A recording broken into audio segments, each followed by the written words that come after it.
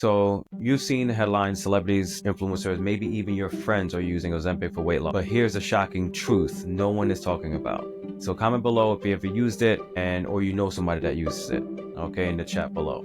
Hey, my name is Shane. I help busy women simplify nutrition and fitness so they can finally get real results without stress and confusion. My goal is to educate women about their health and fitness so they can make better informed decisions when it comes to well-being. Okay, I work with women every day who want real sustainable results, not just a quick fix. I know the struggle, the frustration, and the confusion because the weight loss industry is full of misleading info. But today we're cutting through the noise. Ozempic is a tool, not a long-term solution. Here's what you should know before using it. Ozempic will solve all your weight loss problems. That's a myth.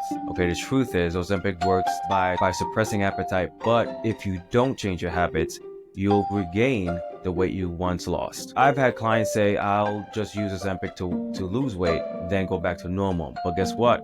If you go back to normal, the weight comes back. Okay, so if you're on it, then you come off it, and you didn't train your body to get a step away from this overeating.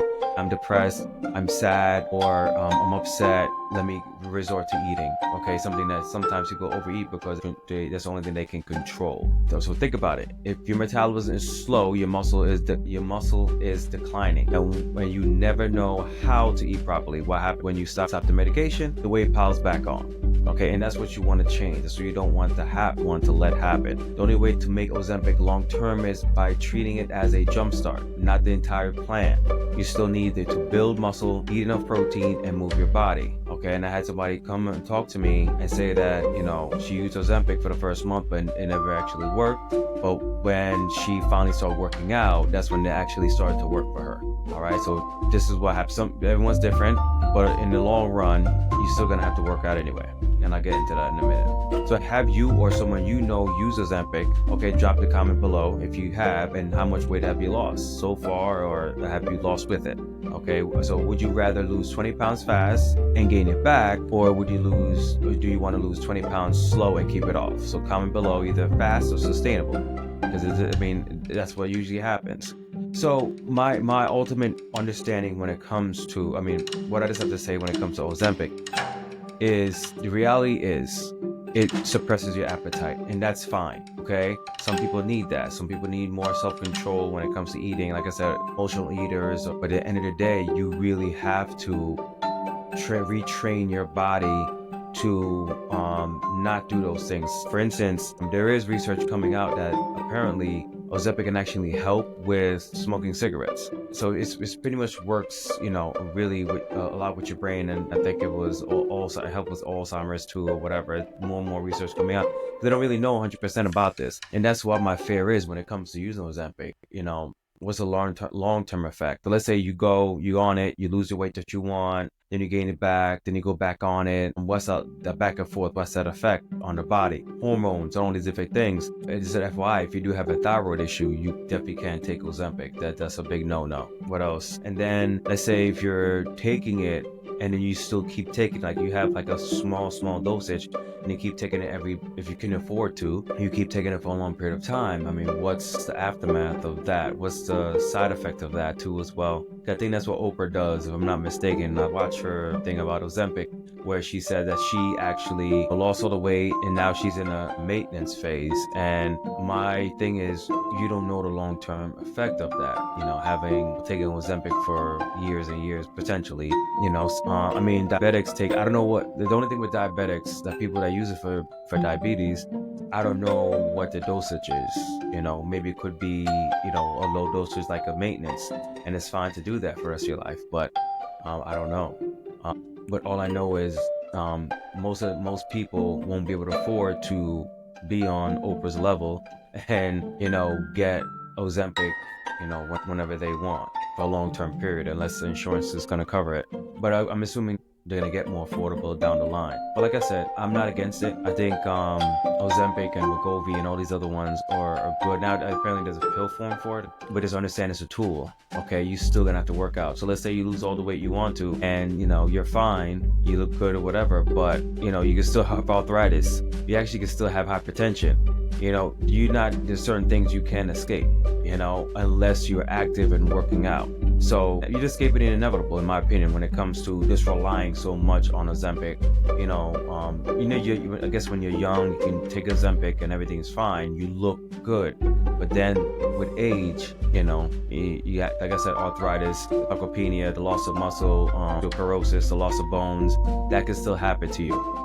You're gonna have to if you start working out anyway. So my advice is, if you're taking Ozempic or thinking about it, just know that it's recommended. And if doctor said, oh, you don't have to work out, oh, you don't have to change your diet or whatever, they're lying to you, and you have to be careful. But you still gonna have to be active. You're still gonna have to work out. You still gonna have to make exercise a part of your life. It doesn't matter if you want to or not. Some type of form of movement, because eventually down the line it will catch up to you. And if it's not now, if you're that fortunate, it doesn't happen now, that's good, but it can happen to you later on. I mean, not working out in general, if you take Ozempic or not. But there's like, you're pretty much on a diet. And what happens with diets is like your body you're not eating enough, and then you're not feeding your muscles. So also, if you're working out, you still gotta, make sure you're eating a proper amount. If you're on Ozempic, you're still gonna have to eat a proper amount of food to build that muscle. Okay, when you're working out, you're stressing your muscles and stressing your bones, and that means you're damaging them. So you have to repair them, you have to rebuild them. So you need nutrition, you need your minerals like the calcium and all these different things to rebuild that. So if you're not consuming enough nutrients, if you're not consuming enough protein, carbs and healthy fats and stuff like that, it's not going to be good. So make sure that you're doing your best to create balance and train your body to make not your whole life about food, but make food a part of your life in a sense, and have a better relationship with food. That's the best way to explain it. So think about it like that. Ozempic is a tool to help me have a better relationship with food. That's probably the best way to explain it. Okay, Ozempic could be a powerful tool, but if it's not your weight loss solution. The real key is learning how to fuel your body, train your metabolism, and build a lifestyle that keeps the weight off. You are not powerless. Whether you use Ozempic or not, you control your results. No more quick fixes, no more second guessing. This is your time to take control. There's, of course, definitely going to a dietitian, a nutrition coach, talking to different people, maybe some type of stress-related issue.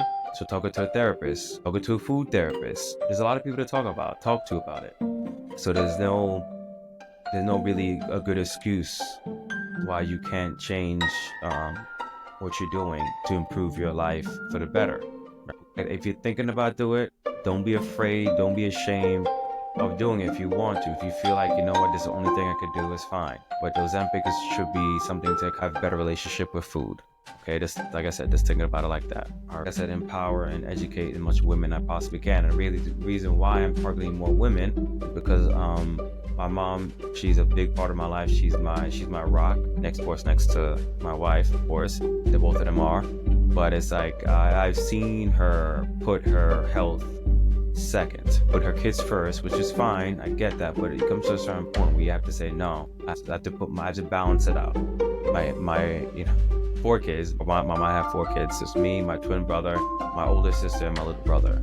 But she put her body on the line, physically, mentally. Now she's, paying for it, and she's trying to get better, be more active, and things like that. So that's the reason why I'm hoping to educate women now, sooner than later, to make changes and improve their lives through health and fitness, and not having to have double knee replacements, not having to be on any medication or whatever. You know what I'm saying? That's the reason why I focus more on women than the men. I mean, I do train men or whatever, but there's a ton of information when it comes to the men. Tons of that stuff. I want to help the ladies out. Thank you so much for joining me today. If you found this helpful, be sure to share with someone who might need to hear this message. Remember, prioritizing yourself is a choice you'll never regret. I'll see you next time. Have a good one.